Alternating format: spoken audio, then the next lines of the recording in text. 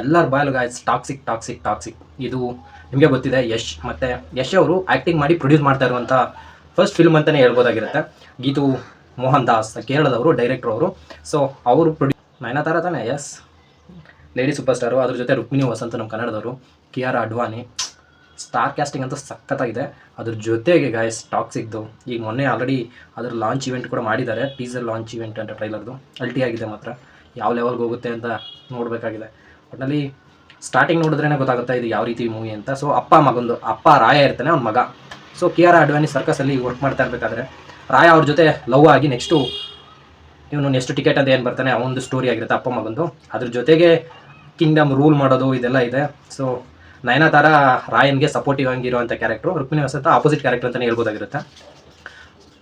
Trailer ಮಾತ್ರ ಅಷ್ಟು ಮಟ್ಟಿಗೆ ಬೂಸ್ಟ್ ಸಿಕ್ದಂಗಾಗಿದೆ. ಎಲ್ಲರೂ ಫಸ್ಟ್ ನೋಡಿದಾಗಿದ್ದಲ್ಲಿ ಜಾಸ್ತಿ ರೊಮ್ಯಾನ್ಸ್ ಸೀನ್ಗಳಿದೆ, ಅಂದರೆ ಸೆಕ್ಸ್ ರಿಲೇಟಿವ್ ಆ ರೀತಿ ಜಾಸ್ತಿ ಇದೆ ಅಂತ ಹೇಳ್ತಾ ಇದ್ರು. ಬಟ್ ಈಗ ಟ್ರೈಲರ್ ನೋಡಿದ್ರೆ ಜಾಸ್ತಿ ಎಮೋಷನ್ ಸೆಂಟಿಮೆಂಟ್ಗೆ ಜಾಸ್ತಿ ಒತ್ತು ಕೊಟ್ಟಿದ್ದಾರೆ ಅಂತ ಹೇಳ್ಬೋದಾಗಿರುತ್ತೆ. ಆ ಲೆವೆಲ್ಗೆ ಇದನ್ನ ಸ್ಕ್ರಿಪ್ಟೆಡಾಗಿ ಮಾಡಿದ್ದಾರೆ. ನೋಡೋಣ, ಆಗಸ್ಟ್ 26ಕ್ಕೆ ರಿಲೀಸಿಂಗ್ ಇದೆ. ಸೊ ನಿನ್ನೆ ಪ್ರೆಸ್ ಮೀಟಲ್ಲಿ ಮಾತಾಡಬೇಕಾದ್ರೂ ಅಷ್ಟೇ ನಯನತಾರ ಇಲ್ಲಿವರೆಗೂ ಯಾವುದು ನಾನು ಪ್ರೆಸ್ ಮೀಟ್ ಅಟೆಂಡ್ ಆಗ್ತಾ ಇರಲಿಲ್ಲ ಆ ಥರ ಮೂವಿ ಪ್ರಮೋಷನ್ಗೆ. ಇದೇ ಫಸ್ಟ್ ತುಂಬ ದಿನ ಆದಮೇಲೆ ಬರ್ತಾ ಇದ್ದೀನಿ ಅಂತ ಹೇಳ್ತಾ ಇದ್ದಾರೆ. ಸೊ ಒಂದು ಒಳ್ಳೆ ಓಪ್ ಇದೆ. ಅದು ಅಂದರೆ ಮೈಂಡಲ್ಲಿ ತುಂಬ ಜನಕ್ಕೆ ಕ್ರಿಯೇಟಿವ್ ಆಗಿರುತ್ತೆ. ಚೈಲ್ಡ್ಹುಡ್ಡಿಂದ ಮಗುನ ಹೆಂಗೆ ಬೆಳೆಸೋದು. ಸೊ ಅವನಿಗೆ ರಾಯ ಸಪೋರ್ಟಿವ್ ಆಗಿರ್ತಾನೆ. ಕಿಯಾರಾ ಅಡ್ವಾನಿ ಸರ್ಕಸಲ್ಲಿ ವರ್ಕ್ ಮಾಡ್ತಾ ಇರುವಾಗ ರಾಯನ್ಗೆ ಹೆಂಗೆ ಲವ್ ಆಗುತ್ತೆ ಇವರಿಬ್ಬರಿಗೆ. ಅದಾದಮೇಲೆ ನೆಕ್ಸ್ಟು ಅವನು ಯಾವ ರೀತಿ ಅಂಡರ್ ವರ್ಲ್ಡ್ ಎಂಟ್ರಿ ಆಗ್ತಾನೆ, ಇದೆಲ್ಲ ಮ್ಯಾಟ್ರ್ ಆಗಿರುತ್ತೆ ಮೂವಿಲಿ ಅಂದ್ಕೊಳ್ತೀನಿ. ಸೊ ಫಸ್ಟ್ ಆಫ್ ಆಲ್ ಅದು ಟ್ರೈಲರ್ ನೋಡಿದ್ರೆ ಸಕ್ಕತ್ತಾಗಿದೆ, ಮೂಡ್ ಬಂದಿದೆ. ಸೊ ಎಷ್ಟು ಕಲೆಕ್ಷನ್ ಮಾಡ್ಬೋದು ಅನ್ನೋದ ಮೇಲೆ ಎಲ್ಲರಿಗೂ ಹೋಪಿರುತ್ತೆ. ಯಾಕಂದರೆ ಯಶ್ ಅವ್ರದ್ದು ಮಾರ್ಕೆಟ್ ಮಾತ್ರ ಇವಾಗ KGF 1 ಆದಮೇಲೆ KGF 2 ಅಂತ ಆ ಲೆವೆಲ್ಗೆ ಕ್ರಿಯೇಟ್ ಮಾಡಿದೆ. 4.5 years ತೊಗೊಂಡಿರೋದು ಗಾಯ್ಸ್ ಒಂದು ಮೂವಿಗೆ. KGF ಬಂದಾಗಲೇ 2 years ಗ್ಯಾಪ್ ಮಾಡಿ ಒಳ್ಳೆ ಮೂವಿ ಕೊಟ್ಟಿದ್ರು. ಸೊ ಇವಾಗ 4.5 years ಆದಮೇಲೆ ಟಾಕ್ಸಿಕ್ ಬರ್ತಾ ಇದೆ. ಸೊ ಎಲ್ಲ ಎಮೋಷನಲ್ ಆಗಿದ್ದು. ಗೀತಾ ಮೋಹನ್ ದಾಸ್ ಅವರಾಗಿರ್ಬೋದು, ಅವರು 4 ವರ್ಷ ಒಂದೇ ಮೂವಿಗೆ ಡೆಡಿಕೇಟೆಡ್ ಆಗಿ ಎಷ್ಟು ಟೈಮ್ ಕೊಟ್ಟಿರುವಂಥದ್ದು. ಸೊ KVN ಪ್ರೊಡಕ್ಷನ್ ಅವರು ಅದೇ ಒಂದು 500 ಅಪ್ರಾಕ್ಸಿಮೇಟ್ 400 to 500 crore ಅಷ್ಟು ಇನ್ವೆಸ್ಟ್ ಮಾಡಿದ್ದಾರೆ. ನಮ್ಮ ಫಸ್ಟ್ ಕನ್ನಡ ಮೂವಿಗೆ ಅಷ್ಟು ಇನ್ವೆಸ್ಟ್ಮೆಂಟ್ ಮಾಡಿ ಆ ಲೆವೆಲ್ಗೆ ಮಾರ್ಕೆಟ್ ಕ್ರಿಯೇಟ್ ಮಾಡಬೇಕು ಅಂತ ಇದ್ದಾರೆ. ಮತ್ತು ಟೈಗರ್ಸ್ ಸಮಥಿಂಗ್ ಏನೋ ಬರುತ್ತೆ, ಅದು ಹಾಲಿವುಡಲ್ಲೆಲ್ಲ ಒಳ್ಳೆ ಮೂವಿ ಪ್ರಮೋಷನ್ ಮಾಡ್ತಾರಂತೆ. ಅವರು ಕೂಡ ಇದ್ರ ಒಳಗಡೆ ಇದಾಗಿದೆ, ಕೊಲಾಬ್ ಆಗಿದ್ದಾರೆ. ಸೊ KVN ಪ್ರೊಡಕ್ಷನ್ ಅಂದರೆ ಒಳ್ಳೆ ಅಮೌಂಟು ಇನ್ವೆಸ್ಟ್ ಮಾಡ್ತಾ ಇದ್ದಾರೆ ಅಂತ ಇದೆ. ಸೊ 1000 crore ಮೇಲೆ ಕ್ರಾಸ್ ಆದರೆ ಒಂದೊಳ್ಳೆ ಗ್ರಿಪ್ ಬರುತ್ತೆ ಗಾಯ್ಸ್. ಯಾಕಂದರೆ ಈ ಮೂವಿ ಸಕ್ಸಸ್ ಆದರೆ ನೆಕ್ಸ್ಟ್ ಕನ್ನಡ ಇಂಡಸ್ಟ್ರಿ ನೆಕ್ಸ್ಟ್ ಲೆವೆಲ್ಗೆ ಹೋಗುತ್ತೆ. ಹೀಗೆ ಆಲ್ಮೋಸ್ಟ್ ಒಂದು ಒಳ್ಳೆ ರೇಂಜ್ಗಿದೆ, ನಿಮಗೆ ಗೊತ್ತಿದೆ. ನೆಕ್ಸ್ಟ್ ರೇಂಜ್ಗೆ ಹೋಗೋದು ಅಂದರೆ ಯೋಚನೆ ಮಾಡಿ ಯಾವ ರೀತಿ ಇರುತ್ತೆ ಅಂತ. ಸೊ ಯಶ್ ಅವ್ರದ್ದು ಇದು ಕನ್ನಡ ಸಿನಿಮಾ ಅಲ್ಲ, ಪರ್ಟಿಕ್ಯುಲರ್ಗೆ ತೆಲುಗು ಆ ಥರ ಇಂಡಸ್ಟ್ರಿ ವೈಸ್ ಮಾತಾಡೋದು ಬಿಟ್ಟು ಇಂಡಿಯನ್ ಸಿನಿಮಾ ಅಂತ ಮಾಡ್ತಾ ಇದ್ದಾರೆ. ಸೊ ಅದೇ ಗಾಯ್ಸ್, ಹಾಲಿವುಡ್ಡು ಈ ಆಸ್ಕರ್ ಲೆವೆಲ್ಗೆ ಹೋಗೋ ಮಟ್ಟಿಗೆ ಇರುತ್ತೆ ಮೂವಿ. ನೋಡೋಣ ಎಮೋಷನ್ ಇದೆಲ್ಲ ಯಾವ ಥರ ಇರುತ್ತೆ ಅಂತ. ಸೊ ಒಂದು ಒಳ್ಳೆ ಕಾನ್ಸೆಪ್ಟ್ ಇಟ್ಕೊಂಡು ಮಾಡ್ತಾ ಇದ್ದಾರೆ. ಅದು ಟಾಕ್ಸಿಕ್ ಯಾವಾಗ ಪ್ರೊಡಕ್ಷನ್ ಆವಾಗ ಸ್ಟಾರ್ಟಿಂಗ್ ಆಯಿತು ಮೂವಿ, ಆವಾಗಿಂದ ಫಾರೆಸ್ಟ್ ಇಷ್ಟೆಲ್ಲ ಡಿಸ್ಟ್ರಾಯ್ ಮಾಡ್ತಾ ಇದ್ದಾರೆ ಅಂತಾಯಿತು.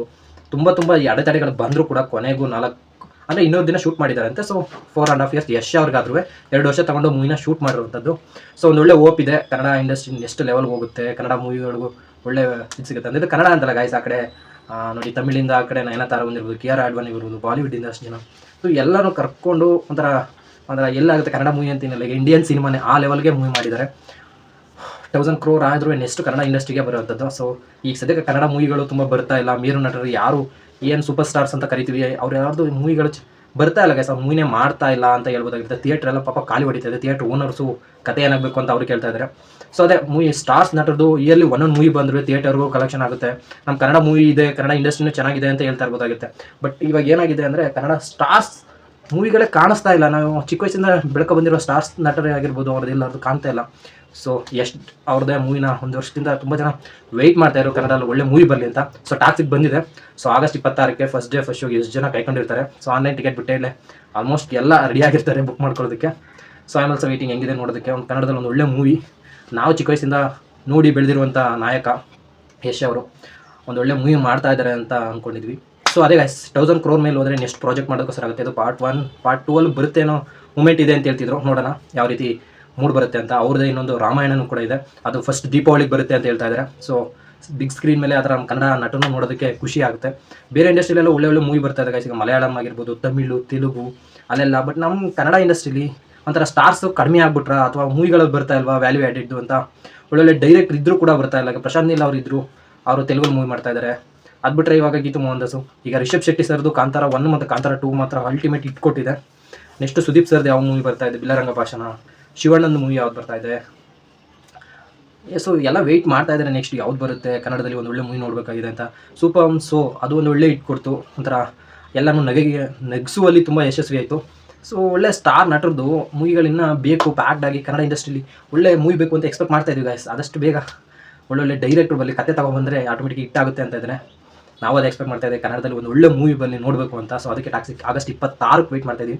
ಸೊ ಆಗಸ್ಟ್ ಅಂದರೆ ನಿಮಗೆ ಗೊತ್ತಿದೆ, ಸ್ವತಂತ್ರ ದಿನಾಚರಣೆ ಇದೆ ಆಗಸ್ಟ್ 26ಕ್ಕೆ. 11 ದಿನಕ್ಕೆ ಒಂದೊಳ್ಳೆ ಮೂವಿ ಎಲ್ಲ ಕರ್ನಾಟಕದಲ್ಲಿ ಇಡೀ ಇಂಡಿಯಾನೇ ಮಾತಾಡ್ಕೊಳ್ಳೋ ರೀತಿ ಇದ್ದೇ ಇರುತ್ತೆ ಅಂತ ನನಗೆ ಎಕ್ಸ್ಪೆಕ್ಟೇಷನ್ ಇದೆ. ಯಾಕಂದರೆ ಟಾಕ್ಸಿಕಲ್ಲಿ ಆ ಥರ ಸ್ಟಾರ್ ಕ್ಯಾಸ್ಟಿಂಗ್ ಇದೆ. ಒಂದು ಸರಿ ಎಲ್ಲರೂ ಬಂದು ನೋಡಿದ್ರು ಆಲ್ಮೋಸ್ಟ್ ಎಷ್ಟು ಲಕ್ಷಗಟ್ಟಲೆ ಜನ ನೋಡ್ತಾರೆ. ಸೊ ಅದು ಅವ್ರಿಗಿರುವಂಥ ಫ್ಯಾನ್ ಬೇಸು KGF 1 KGF 2 ಆದಮೇಲೆ ಇದುವರೆಗೂ ನೋಡಿರಲ್ಲ. ಬಡ್ಜೆಟ್ ಮ್ಯಾಟ್ರ್ ಅದೇ ಗೈಸ್, ದುಡ್ಡು ಹಾಕಿರೋ ದುಡ್ಡು ಬಂದೇ ಬರುತ್ತೆ, ಮಿಸ್ ಇಲ್ಲ. ಬಟ್ ಮೂವಿ ಚೆನ್ನಾಗಿತ್ತು, ಸಿಂಪಲಾಗಿ ಹೇಳ್ಬಿಟ್ರೆ ಆಗಲ್ಲ. ಏನಿತ್ತು ಗುರು ಮೂವಿ ಅನ್ನಿಸ್ಕೋಬೇಕು. ಈ KGF 1 KGF 2 ಅಲ್ಲಿ ಯಾವ ಥರ ಇತ್ತು ನೋಡಿ, ಆ ಲೆವೆಲ್ಗೆ ಅದು ಮೂವಿ ಹೆಸರು ಮಾಡಬೇಕು. ಆಗಲೇ ಕನ್ನಡದವರು ಈ ಥರ ಬೆಳೀತಾ ಇದ್ದಾರೆ ಗುರು ಅಂತ ಪಕ್ಕದ ಇಂಡಸ್ಟ್ರಿ ಅವರೆಲ್ಲರಿಗೂ ಗೊತ್ತಾಗುತ್ತೆ. ಇಂಡಿಯನ್ ಮೂವಿ ಆ ಥರ ಡೆವಲಪ್ ಆಗ್ತಾ ಇದೆ ಅಂತ ಗೊತ್ತಾಗುತ್ತೆ. ನೆಕ್ಸ್ಟ್ ಮತ್ತೆ ಯಶ್ ಅವ್ರದ್ದು ನೆಕ್ಸ್ಟ್ ಇದು ಬಿಟ್ಮೇಲೆ ಸ್ಕ್ರೀನ್ ಮೇಲೆ ನೋಡೋವಂಥದ್ದೇ ದೀಪಾವಳಿಗೆ ರಾಮಾಯಣ ನೋಡ್ಬೋದಾಗಿರುತ್ತೆ. ಅದೇ ಗಾಯ್ಸ್, ನಮ್ಮ ಕನ್ನಡದಲ್ಲಿ ಒಳ್ಳೆ ಮೂವಿ ಬರಲಿ, ಒಳ್ಳೊಳ್ಳೆ ಮೂವಿ ಪ್ರಾಜೆಕ್ಟ್ ಬಂದರೆ ಎಲ್ಲ ನೋಡ್ತಾರೆ. ಸುಪ್ರಮ್ ಸೂನೆ ಎಕ್ಸಾಂಪಲು, ಕಾಂತಾರ 2 ಎಕ್ಸಾಂಪಲು. ಎಷ್ಟೋ ಜನ ಥಿಯೇಟ್ರಿಗೆ ಇಲ್ಲದವ್ರನ್ನೆಲ್ಲ ಥಿಯೇಟ್ರಿಗೆ ಕರ್ಕೊಂಡ್ಬಂದಿತ್ತು. ಸೊ ಇದಿಷ್ಟು ನಾನು ನಿಮ್ಮ ಜೊತೆ ಶೇರ್ ಮಾಡ್ಕೋಬೇಕು ಅನ್ನಿಸ್ತು. ಸೊ ಆಗಸ್ಟ್ 26 ಎಷ್ಟೊತ್ತಾಗುತ್ತೆ ಅಂತ ತುಂಬ ಜನ ವೆಯ್ಟ್ ಮಾಡ್ತಾ ಇರ್ತಾರೆ. ಇದು 2 ಸರಿ ಪೋಸ್ಟ್ಪೋನ್ ಆಗಿ ಇವಾಗ ಡೇಟ್ ಅನೌನ್ಸ್ ಆಗಿರುವಂಥದ್ದು. ಇದು ಪೋಸ್ಟ್ಪೋನ್ ಆಗಬಾರ್ದು, ಅವತ್ತೇ ಮೂವಿ ಆಗಲಿ. ನಿಮಗೆ ಗೊತ್ತಿದೆ ದುರಂಧರ್ 2 ಬಂದಾಗ ಆವಾಗಿದ್ದು ಮೂವಿದು ಈಗ ಪೋಸ್ಟ್ಪೋನ್ ಆಗಿದ್ದು. ಸೊ ಒಂದು ಒಳ್ಳೆ ಬ್ಲಾಕ್ ಬಸ್ಟರ್ ಆಗಿ ಹೆಚ್ಚು ದಿನ ಹೆಚ್ಚು ಕಲೆಕ್ಷನ್ ಆಗಲಿ. ಎಲ್ಲ ಸಿನಿ ಪ್ರೇಮಿಗಳಿಗೆ ಅದು ಏನು ಇಷ್ಟಪಟ್ಟಿದ್ದಾರೆ ಅವ್ರ ಹೀರೋನ ಆ ಥರ ಚೆನ್ನಾಗಿ ನೋಡೋಕ್ಕೆ ಸಿಗಲಿ, ಹೆಚ್ಚೆಚ್ಚು ಜನ ಹೋಗಿ ಮೂವಿ ನೋಡಲಿ ಅಂತ ಹೇಳೋಕ್ಕೆ ಇಷ್ಟಪಡ್ತೀನಿ. ಸೊ ಇದಾಗಿತ್ತು ನಂದು ಮೂವಿದು ರಿವ್ಯೂ. ಸೊ ಎಲ್ಲ ಸಾರ್ಕಾಸ್ಟಿಂಗ್ ಅಂತ ಸಕ್ಕತ್ತಾಗಿ ಮೂಡ್ ಬಂದಿದೆ. ಅಲ್ಲಿ ಮಾತ್ರ ಫೈಟಿಂಗ್ ಆಗಲಿ, ಆ ಸೀನ್ ಆಗಲಿ ಎಲ್ಲ. ಬಟ್ ಮ್ಯೂಸಿಕಲ್ ಬ್ಯಾಕ್ಗ್ರೌಂಡ್ ಜಾಸ್ತಿ ಕೇಳ್ತಾ ಇದೆ ಹಿಂದ್ಗಡೆ, ನೋಡೋಣ ಹೆಂಗಿರುತ್ತೆ ಅಂತ. ಸೊ ನೆಕ್ಸ್ಟ್ ವೀಡಿಯೋದಲ್ಲಿ ಸಿಗೋಣ. ಈ ವಿಡಿಯೋ ಇಷ್ಟವಾಗಿದ್ರೆ ಲೈಕ್ ಮಾಡಿ, ಶೇರ್ ಮಾಡಿ, ಸಬ್ಸ್ಕ್ರೈಬ್ ಮಾಡಿ. Thank you guys.